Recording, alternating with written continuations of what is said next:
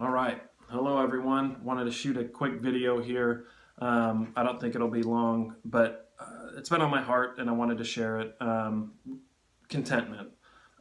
It's something that I've struggled with a lot, and I'm starting to realize, or I guess God's starting to reveal to me, probably why I've struggled with it. But why I've struggled, I think, is because I've tried to let my circumstances determine my joy. And so I'm in this circumstance now, and if I achieve this, then I'll find joy, or I'll have peace, or I'll be happy, quote unquote. Or if I change this, then I'll be happy, whether it's a job, or whether it's location, or whether it's diet, or whether it's exercise or something. Like, if I do this, then I'll be happy.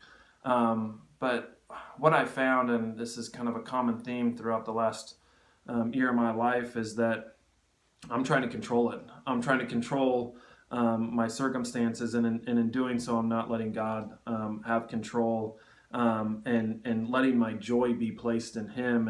And so I've been reading through Philippians a little bit as of late, and I think I've read this verse before, but in Philippians 4, verse 11 through 13, Paul says, "Not that I speak from want, for I've learned to be content in whatever circumstances I am. I know how to get along with humble means, and I also know how to live in prosperity. In any and every circumstance, I've learned the secret to being filled and going hungry, both of having abundance and suffering need. I can do all things through Christ who strengthens me." And so the reason why I hit on that verse kind of in the middle of this is because what I realize is what I just said, is that Christ is my hope, and my joy is found in Him, and knowing that He is in control, and I am not. I just heard on the radio on the way home from work that I think Billy Graham's daughter was diagnosed with breast cancer at the age of 70, and what she said was, in essence, I'm going to trust in the Lord. He's in control of all of this anyway. How beautiful of a sentiment is that, to just recognize that I'm not in control.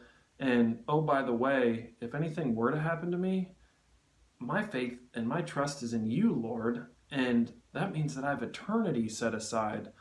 And so I can be content in all circumstances, because I wasn't made for this world. I was made for eternity with You. And so I just want to encourage everyone that's listening to say, don't let your circumstances drive your joy, and don't run from something if it's a good thing, thinking that something else is better. What you're doing is you're giving that thing control instead of giving God control. By staying in it, you're committing to it, and you're saying, God, You will work in these circumstances, and I trust You to work in these circumstances. I know that I don't understand everything that's going on, but You do. And so just work, and then sit back and relax and enjoy the moment, and then wait for Him to open doors, and know and recognize that if He wants you somewhere else, He's going to put you somewhere else, or He's going to at least open those doors to get you to where you need to be. I say it a lot, but don't get ahead of God. Let Him have control of your life, and then sit back and listen and respond to where He's leading you. And it may be uncomfortable at times. Shoot, it's been uncomfortable for me plenty of times.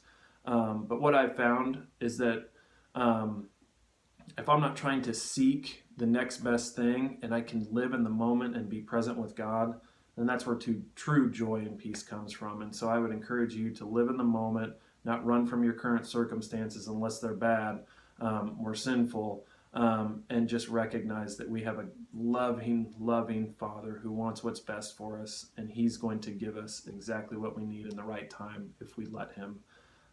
So thanks for listening. Love you guys. Bye.